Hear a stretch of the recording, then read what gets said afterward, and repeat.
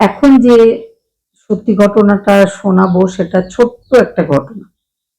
ঘটনাটা ছিল মধু নামের একটা মেয়ে দিল্লির পাশে যে গুড়গাঁও বা গুরুগ্রাম সেখানে থাকতো। তার বাবা-মা তার জন্য উপযুক্ত একজন পাত্র খুঁজছিল।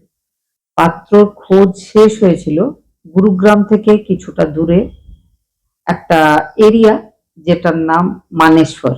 মানেশ্বর গাঁও বলা হয়। তবে ওই এলাকার জায়গাগুলোকে গাঁও বলা হলেও সেগুলো কিন্তু গ্রাম নয়।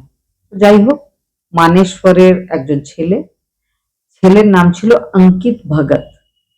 দুই ফ্যামিলির কথা হয়, বেশ কয়েকদিন দেখা সাক্ষাৎ চলে, তারপরে অ্যারেঞ্জ ম্যারেজ হয়ে গেছিল।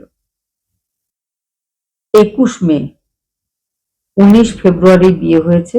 21 মে ছেলের বাড়ি থেকে মেয়ের বাড়িতে কল করে তাকে জানানো হয় যে আচ্ছা আপনারা কেন বলেননি যে আপনাদের মেয়ের অন্য কারোর সাথে সম্পর্ক রয়েছে। বাবা মা অবাক হয়েছিল, কারণ তাদের মেয়ের জীবনে এই ধরনের কোনো ব্যাপার কখনোই ছিল না। তাদের মেয়ে শান্ত সহজ সরল একজন মেয়ে, আশেপাশের প্রতিবেশী থেকে শুরু করে আত্মীয় স্বজন সবাই জানে। আর বিয়ের পরে সে ভালোই ছিল, সুখে ছিল, কখনো সে কোনো রকম কমপ্লেন করেনি নিজের বাড়িতে এসে।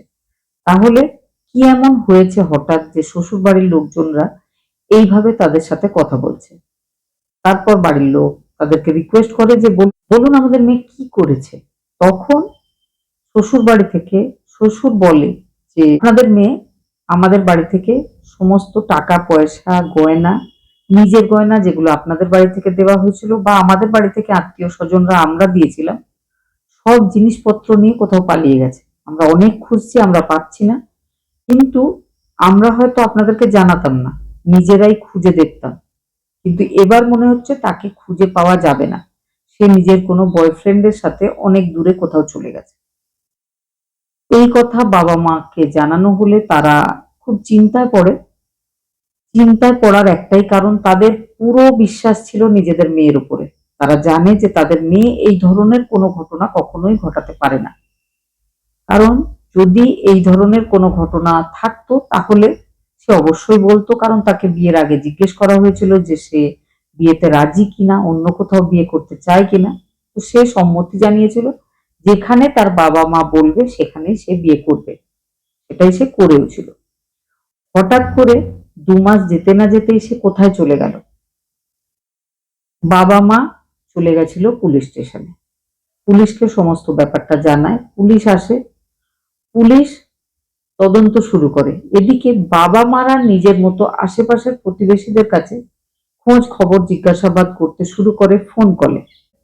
পাশের বাড়ির একজন প্রতিবেশী, যে বারবার বাড়ির লোককে অনুরোধ করেছিল যে আমি আপনাদেরকে এই কথাটা বলছি, জানাবেন না কাউকেই, মেয়ের শ্বশুর বাড়ির লোকজনকে, তবে আমরা দেখেছি আপনার মেয়েকে 21 তারিখে সকালবেলায় স্কুটিতে নিজের হাজবেন্ডের সাথে কোথাও একটা যাচ্ছিল।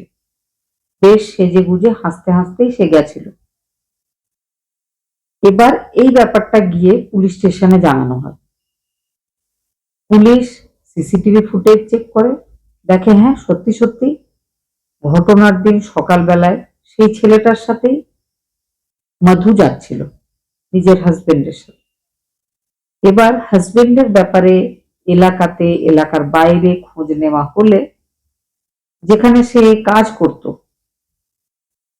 সেখানে জানা যায় যে সে একটা ভাড়া ঘরে থাকে। সেই ভাড়া ঘরের কাছে পুলিশ যায়। সেখানে যেতে আশেপাশের লোকরা বলে যে হ্যাঁ এখানে অঙ্কিত ভগত থাকে, সঙ্গে তার স্ত্রী থাকে। পুলিশের অবাক লাগে, কারণ তার স্ত্রী তো তার বাবা মায়ের কাছে তার বাড়িতে থাকে, তাহলে এখানে কে থাকে? তখন আশেপাশের লোকরা বলে যে স্ত্রীর নাম রজনী, তাদের একটা সন্তানও রয়েছে, সন্তানের বয়স 2 বছর। এবার পুলিশের পুরো ব্যাপারটা বুঝতে আর অসুবিধা হয়নি। পুলিশ সেই ভাড়া ঘরের কাছাকাছি যখন এগিয়ে যায়, আশেপাশের কিছু লোকও বলে ঘরের ভেতর থেকে দুর্গন্ধ বেরোচ্ছিল। পুলিশ বাড়ির ওনারকে জানিয়ে সেই ভাড়া ঘরের দরজা ভেঙে ভেতরে গিয়ে উদ্ধার করেছিল মধু, যে নাকি নিজের বয়ফ্রেন্ডের সাথে পালিয়েছিল। সেই মধুর ডেড বডি।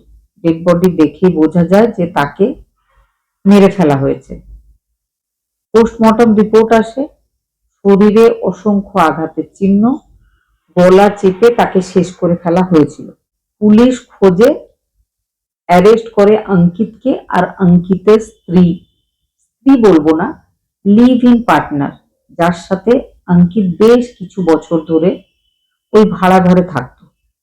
কিন্তু অঙ্কিতের বাবা মা অঙ্কিতকে আবারও বিয়ে করতে বলেছিল। অঙ্কিত প্রথমে না না বলে, তারপর বিয়ে করে ফেলে। আর ভেবেছিল বিয়েটা করেও ফেলবে, টাকা পয়সা সোনা দানা ইত্যাদি শ্বশুর বাড়ি থেকে পাওয়া যাবে, হেল্প হবে, রজনীর সাথে সে আরো ভালোভাবে থাকতে পারবে। আর যে মেয়েটা, যে জলজান্ত মেয়েটাকে তার বাবা তার হাতে তুলে দিচ্ছে, তাকে খুব সহজেই রাস্তা থেকে সরিয়ে ফেলবে, সেটাই সে করেছিল। তবে বর্তমানে তাদের যে ছোট বাচ্চাটা, সে অঙ্কিতের বাড়িতে রয়েছে। অঙ্কিত আর অঙ্কিতের লিভ ইন পার্টনার দুজন জেলে রয়েছে। তবে এই ঘটনাটা বলার পর আরো একটা কথা বলবো, সেটা হচ্ছে যে মধুর মা বাবা মধুর জন্য উপযুক্ত পাত্র খুঁজছিল। পাত্র পেয়ে খুব আনন্দ পেয়ে বিয়েটা দিয়ে ফেলেছিল।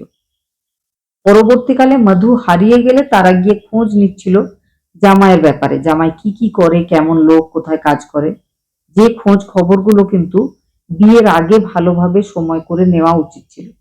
তাহলে তাদের মেয়ে এইভাবে হারিয়ে যেত না। একজন লোক বাড়ি থেকে একটু দূরেই একটা ভাড়া বাড়িতে নিজের লিভ ইন পার্টনারকে সঙ্গে বাচ্চাকে নিয়ে থাকে, তার সঙ্গে আবারও মেয়ের মা বাবা কিচ্ছু যাচাই না করেই বিয়ে দিয়ে দিচ্ছে, কিচ্ছু খোঁজ খবর না নিয়ে বিয়ে দিচ্ছে। এক্ষেত্রে কিন্তু দোষটা কিছুটা হলেও অবশ্যই মেয়ের মা বাবার। আপনাদের কি মনে হয়? অবশ্যই কমেন্টে জানাবেন।